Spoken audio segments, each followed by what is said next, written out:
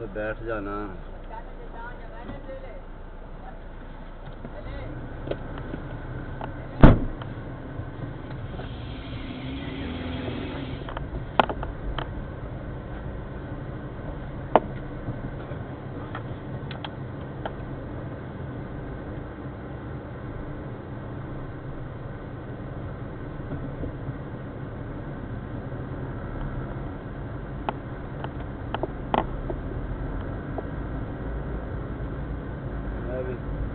नहीं है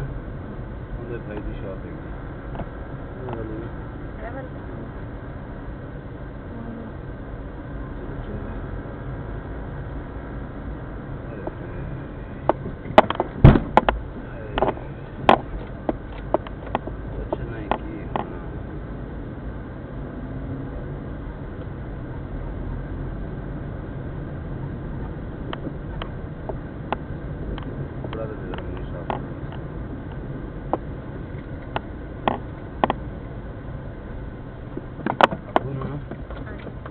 रखा सी उस बाद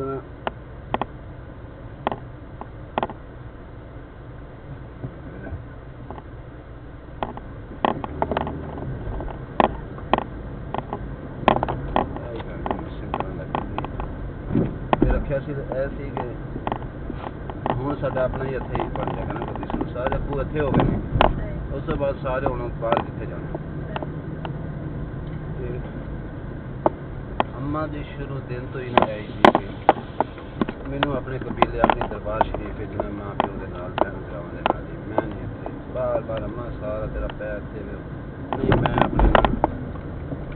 अपने माँ प्यो चाचे मामियां जी ना अपने खानदान ते अपने कबीले दे उत्थे ही कब्रिस्तान दरबार दे विच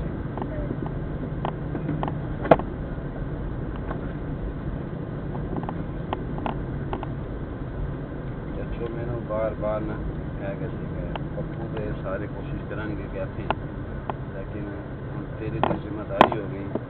या मैं मर्जी तू अगर मैं हो जावा तो मैंने तो की करना पप्पू ने वो मान लेना है खाते की गल जाके वो करके कि अथी होएगा चलो आन जान वो भी थी तो आखेंगे लेकिन तू मैनू इत्थे गैर च ना सुटना मैनू गैर च ना सुटना मैनू अपने अपने खानदान च लै जाना मेरे अपने तो होंगे ना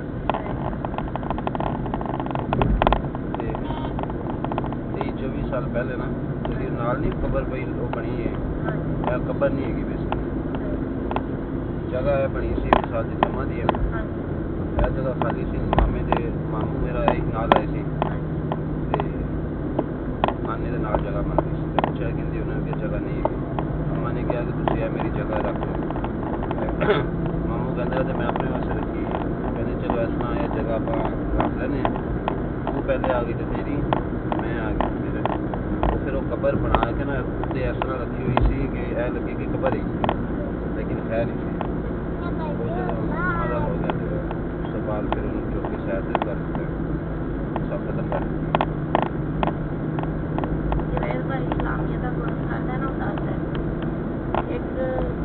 फौत हो गया है कोई उन्होंने रिश्तेदार कि उन्होंने पढ़न वाला कोई नहीं कोई बंदा कब्रिस्तान च लग्या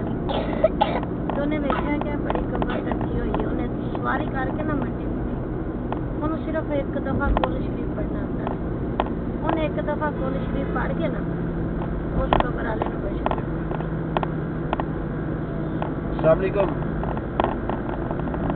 जी सर जी अद्धे घंटे जना मैं रस्ते जी हाँ बिहारी चौक से पहुँचा मेरी असले गड्डी हो गई सी दोनों व्हील ना किसी ने उत्थे बाहर खड़ी की तो मेरा ख्याल आवाज़ निकल गई सी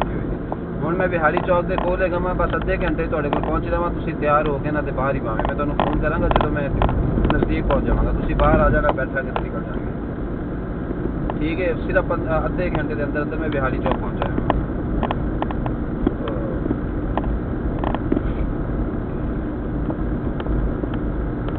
ठीक है जी वो दूसरा दिन होता है दूसरा दिन नहीं होता मेरे ख्याल से सवा महीना होता है वो बंदा बहुत हो जाता है वो जानता है कि उस कबर से ना बड़ा रश लगा होता है